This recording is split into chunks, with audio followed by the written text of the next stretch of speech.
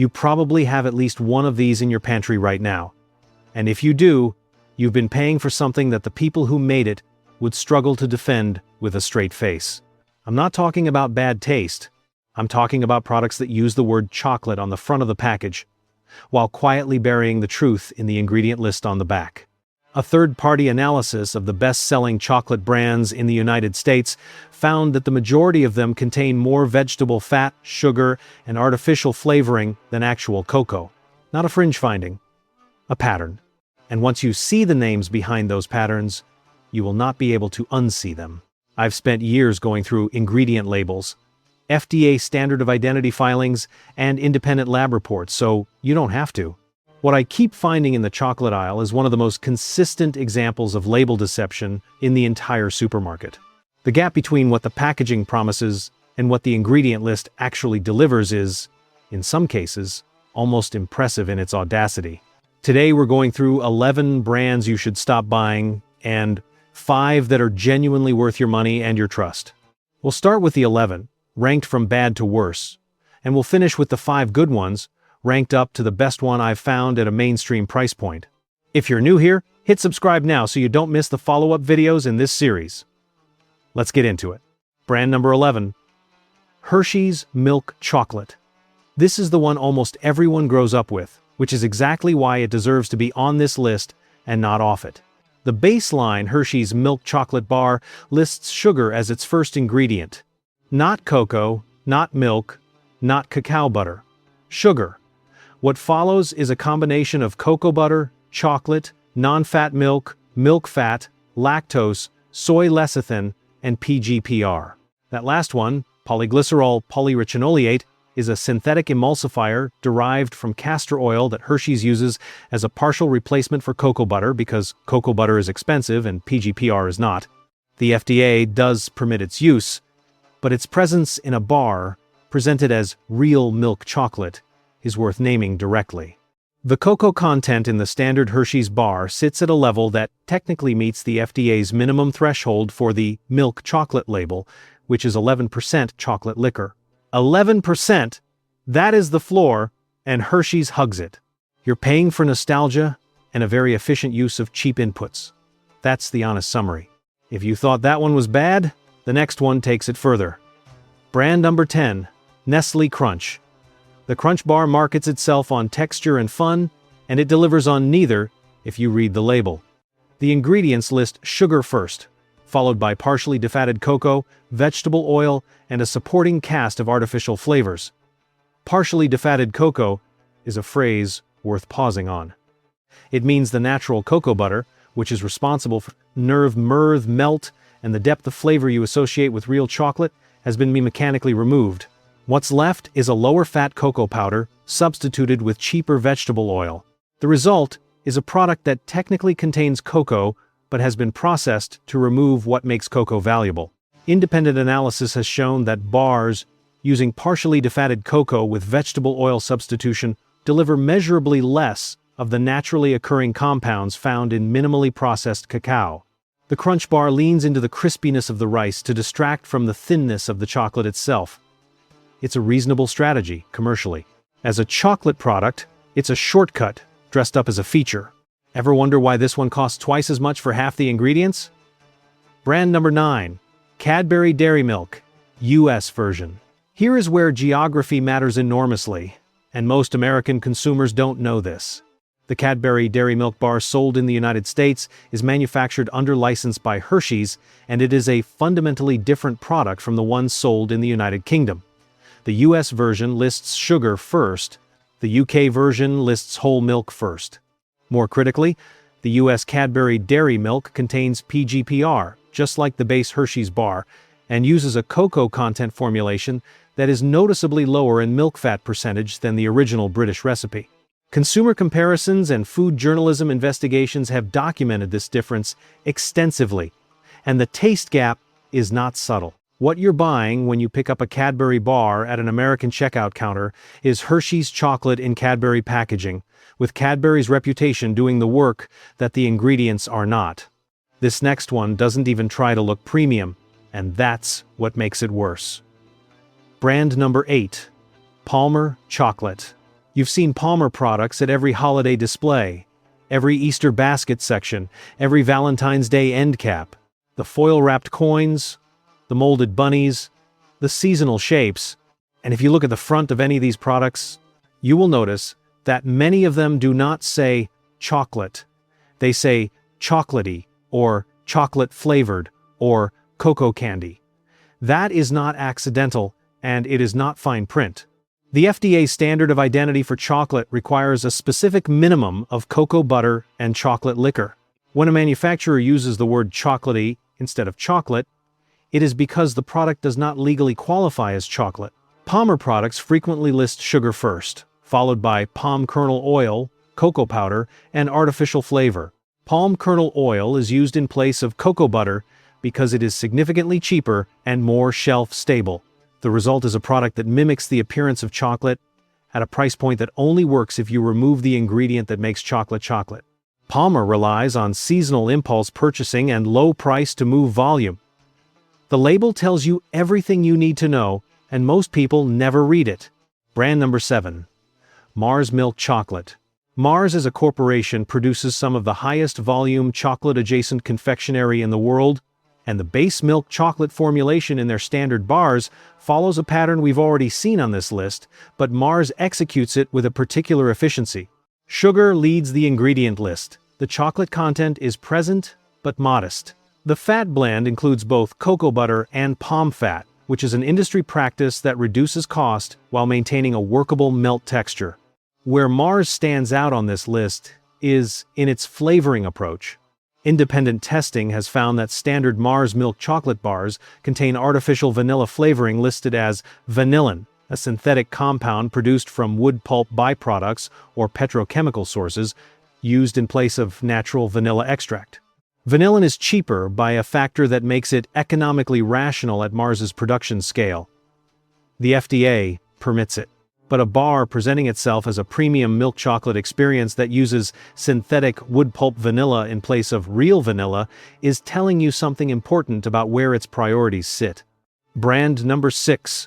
Hershey's Kisses. Before you defend these on the basis of portion size or sentiment, stay with me. Hershey's Kisses use the same base chocolate formulation as the standard Hershey's bar, PGPR included, low cocoa content included. What makes them a separate entry on this list is the flavored variety extensions. The Hershey's Kisses product line now includes varieties with creme, caramel filling, cookie and creme, and seasonal flavors, many of which list sugar as the first ingredient, followed by vegetable oil as the second.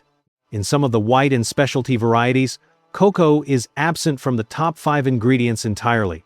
A product with Hershey's on the front and Kisses branding that contains no meaningful cocoa in the primary ingredients is not a chocolate product in any practical sense. It is a sugar and vegetable oil confection in a foil wrapper. The brand equity does the selling, the ingredient list does the explaining. If you've been buying the flavored Kisses varieties in bulk for the holidays, the label deserves 30 seconds of your time before your next trip. If you've found any of this useful so far, a quick like helps this kind of research reach people who need it. We're about halfway through the 11, and what's coming next is where the gap between marketing and reality gets genuinely difficult to justify. Brand number 5, Brookside Dark Chocolate. Brookside positions itself firmly in the premium tier. The packaging uses deep colors, sophisticated typography, and language like real fruit flavors and dark chocolate. The price reflects that positioning. The ingredient list does not. Brookside's dark chocolate pieces list sugar first, followed by chocolate, palm kernel oil, and natural flavors. A phrase that under FDA labeling rules can encompass a wide range of flavoring agents derived from natural sources, but processed to concentrations and forms that have no equivalent in whole food. The real fruit flavors referenced on the packaging are present as concentrated flavoring extracts, not as fruit. The dark chocolate itself, while technically meeting the threshold for the dark chocolate designation, is padded with palm kernel oil in a way that dilutes the cocoa butter percentage well below what you'd find in a genuine premium dark bar. Independent analysis has shown the actual cocoa content in Brookside's products to be considerably lower than the packaging's design choices imply. You are paying a premium price for for a product whose premium positioning is carried almost entirely by its graphic design. Brand number 4. Whitman's Sampler. The Whitman's Sampler box has been on American shelves since the 19th century, and that heritage is a significant part of its retail value proposition. The yellow box, the tissue paper, the paper map of the contents. It reads as a gift. But the current Whitman's Sampler, now produced by Russell Stover, which is owned by Lindt, uses a base chocolate formulation that lists sugar first across the majority of its pieces. The milk chocolate pieces contain PGPR. The dark chocolate pieces are dark by percentage in name only, with cocoa content levels that the European chocolate standard, which requires a minimum of 35% cocoa solids for a dark chocolate label, would not qualify as dark. American standards are considerably more permissive. The truffle and creme pieces in the assortment contain partially hydrogenated vegetable oil in some formulations, an ingredient the FDA moved to formally limit in food products.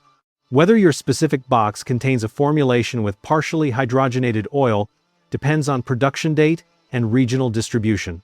The point is that a product sold at a gift price point should not require that level of scrutiny just to confirm it meets basic ingredient standards. Brand number 3. Ghirardelli Chocolate Squares. Ghirardelli markets itself as San Francisco's premium chocolate, and it commands premium shelf placement, premium price, and a premium perception. The reality of the ingredient list is more complicated. Ghirardelli's milk chocolate squares list sugar first. The dark chocolate squares in the 60% and below range include soy, lecithin, and vanilla, but also list natural flavor as a separate addition after vanilla, which raises a question the label doesn't answer about what exactly that additional flavoring is contributing to a product already containing vanilla. The more significant issue is Ghirardelli's ownership structure. Ghirardelli was acquired by Lindt and Sprüngli in 1998, and production of its mass-market squares products has been shifted to accommodate volume manufacturing. A clean label project analysis identified Ghirardelli's products among those with detectable levels of heavy metals, specifically cadmium and lead, in dark chocolate varieties. The Clean Label Project is a nonprofit that conducts certified third-party testing on consumer products and publishes its findings publicly. The detectable levels in Ghirardelli's dark squares were among the higher readings in their survey of popular American dark chocolate brands. The FDA has not established a formal action level for these metals in chocolate specifically, though the agency has issued guidance on the broader concern. Whether you consider that a deal breaker is a judgment call, but at the price Ghirardelli charges, and given the premium image it projects, these findings are worth knowing before you reach for that gold wrapper. Brand number 2. Russell Stover. Russell Stover is the largest American boxed chocolate manufacturer by volume, which means that the ingredient decisions made at that scale affect more consumers than almost any other chocolate brand on this list. The standard Russell Stover milk chocolate contains PGPR, uses sugar as its first ingredient, and in many of its assorted piece products uses partially hydrogenated palm kernel oil in the filling ingredients. The sugar-free line is a separate category of concern. It uses maltitol as its primary sweetener, a sugar alcohol that the FDA requires no special labeling for in terms of digestive effects, but which independent dietary analysis has consistently shown produces gastrointestinal responses at the serving sizes most consumers actually eat, which tend to exceed the amount the label considers one serving. What makes Russell Stover the second entry on this list, rather than further down, is its combination of scale, price deception, and the consistent gap between its gift market positioning and its industrial ingredient sourcing. You are buying a gift. You are giving someone PGPR and maltitol in a satin ribbon box. The gap between what the product looks like and what the label says is one of the wider ones in the American chocolate market. Now, for the one that closes out this list of 11. This is the brand where the gap between public image and actual ingredient reality is, in my view, the hardest to justify. Brand number 1. Mondelez International's Toblerone. American distribution. Toblerone is one of the most globally recognized chocolate brands in the world. The triangular prism packaging, the Swiss mountain imagery, the honey and almond nougat interior, everything about the brand communicates Swiss precision and authentic Alpine chocolate. the American distribution version of Toblerone has been quietly reformulated. The Swiss-made version sold in Europe uses real honey and egg white albumin in the nougat. The US distribution version, governed by different labeling and import cost economics, uses honey flavor in some product runs rather than honey at a meaningful percentage, and the nougat formulation varies by production batch. Independent food journalism investigations, including reporting by publications covering the confectionery industry, have documented the reformulation differences between European and American Toblerone. More significantly, the cocoa content of the American Toblerone milk chocolate sits at a level that is consistent with meeting FDA minimum thresholds rather than exceeding them. For a bar that charges a premium based entirely on Swiss origin and ingredient authenticity, the American version is trading almost entirely on its packaging. When you pay the Toblerone price at an American airport gift shop or a premium supermarket display, you are paying for a silhouette of a mountain and a shape that is protected by trademark. The actual chocolate inside the shape is a different story. That is the definition of label deception. Now let's talk about what you should actually buy. If the previous 11 brands showed you the floor of what's legally permissible while calling itself chocolate, the next 5 will show you what honest chocolate labeling looks like when a company decides to compete on ingredients rather than brand equity. Brand number 5 of the good ones. Enjoy Life Foods Dark Chocolate Morsels. Enjoy Life operates in the allergen-free space, which means the company has structural incentives to be transparent about every ingredient because its customer base depends on that transparency for health-related reasons. The ingredient list for Enjoy Life Dark Chocolate is short. Unsweetened chocolate, cane sugar, cocoa butter, that's it.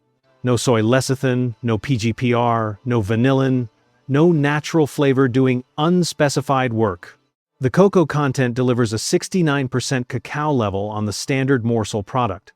The sourcing is fair trade certified through a third-party certification body. The price is slightly above mass market. The trade-off is simple and clean, and the label backs up everything the packaging claims. It's not the most complex chocolate on this list, but it is one of the most honest ones at the price point. Brand number 4 of the good ones. Who Chocolate. Who Kitchen, which produces the Who Chocolate bar line, was founded on a specific formulation principle. No refined sugar, no dairy, no emulsifiers, no sugar alcohols, no gluten. The ingredient list on a standard Who dark chocolate bar reads as organic cacao, organic unrefined coconut sugar, and organic cocoa butter. 3 ingredients for the plain varieties. Who uses unrefined coconut sugar rather than refined cane sugar, which keeps the glycemic processing of the sweetener closer to a whole food input. The cacao percentage on Who's bars ranges from 70% upward depending on variety. Who is transparent about sourcing, publishes its supply chain information, and has maintained its formulation standards after its acquisition by Mondelez in 2021, though that ownership relationship is worth monitoring over time.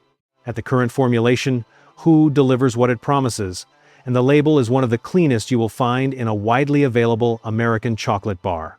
This next one requires slightly more attention on your part, and that's actually part of why it works. Brand number 3 of the good ones. Theo Chocolate. Theo is a Seattle-based manufacturer, and one of the few American companies that is both bean-to-bar and USDA organic certified and fair trade certified across its full production line. Bean-to-bar means Theo sources raw cacao beans and processes them through every stage of chocolate making in-house, which gives them direct control over flavor development and ingredient quality in a way that companies buying pre-processed chocolate mass cannot match. The 70% dark bar lists organic cacao beans, organic cane sugar, organic cocoa butter, and organic vanilla beans. 4 ingredients. The vanilla is real vanilla beans, not vanillin. The fat is cocoa butter, not palm kernel oil. At a price point of roughly $4 to $5 per 2.8-ounce bar, Theo sits in the accessible premium range. The trade-off is that it's not available in every supermarket, and you may need to seek it out at natural grocery chains or order directly. That extra step is worth naming honestly. This is not a grab-and-go option at every checkout counter. But if you're willing to make one change to your chocolate buying habit, this is a bar whose label says exactly what it means. Brand number 2 of the good ones. Endangered Species Chocolate. Endangered species has a dual structure that makes its labeling commitment self-reinforcing. The company donates 10% of net profits to wildlife conservation partners, which creates a public accountability pressure that incentivizes honest ingredient claims because its customer base is specifically selecting for ethical sourcing. The 88% cocoa bar, which is their highest intensity option, lists cacao beans, cane sugar, and cocoa butter. 3 ingredients at the most demanding cocoa level the brand offers. The 72% milk chocolate alternative lists the same 3 core ingredients with the addition of whole milk powder, natural vanilla flavor, and soy lecithin. The soy lecithin is worth noting, as a minor exception to the ultra-clean standard, but soy lecithin at low concentrations is one of the most widely accepted emulsifiers, even in premium chocolate, because of its minimal processing footprint compared to PGPR. Endangered species products are available at Whole Foods, Target, and natural grocery chains. The price is honest, the label is honest, the sourcing documentation is publicly available on their website. It is one of the most straightforward buys on this list. And now the one that closes the good side of this video. The brand I'd point to if someone said, "Just tell me what to buy." Brand number 1 of the good ones. Pasca Chocolate. Pasca is a Toronto-based company with US distribution that operates in the top tier of allergen-free, organic, and ethically sourced chocolate. The reason Pasca closes this list is not just that its ingredient panel is clean, which it is, but that it achieves high cocoa content, responsible sourcing, and allergen transparency simultaneously at a price that does not require you to treat the bar as a rare luxury. The 85% dark bar lists organic cocoa mass, organic cane sugar, and organic cocoa butter. 3 ingredients at 85% cacao. The cocoa butter percentage contributes to a melt that is noticeably different from bars cutting that fat with palm oil. Pasca's supply chain is documented. The organic and fair trade certifications are current, and the company has not undergone the kind of ownership change that tends to precede quiet reformulations. Here is the honest caveat, because this brand earns an honest caveat. Pasca is not at your corner grocery. You will likely need a natural food store or an online order. If you're used to grabbing chocolate at a gas station or a conventional supermarket checkout, this requires a small change in behavior. I'm telling you that directly because the whole point of this channel is to give you information that's accurate, not information that's convenient. Pasca is the bar where the label and the product are the same thing. That combination is rarer than it should be. So here's where we land. 11 brands that use the word chocolate on packaging while quietly sourcing the cheapest possible inputs behind it. 5 brands that actually deliver what the label says. The single most common pattern across the bad 11 is this. Sugar first. PGPR, or palm kernel oil, replacing cocoa butter, vanillin instead of real vanilla, and a cocoa content percentage that hovers at whatever minimum the FDA requires to use the word legally. That is not chocolate as a craft. That is chocolate as a legal classification gamed as efficiently as possible. If you're standing in a supermarket aisle right now trying to make a quick decision, flip the bar over. If the first ingredient is sugar and the third or fourth ingredient is an oil that isn't cocoa butter, put it back. That 2-second check will serve you better than any brand's front-of-pack claims. Send this to whoever in your life buys the same chocolate brand every week without reading the back. And tell me in the comments, which one of these are you switching first? If this is the kind of research you want more of, make sure you're subscribed to the channel. Read the label, not just the ad. I'll see you in the next one.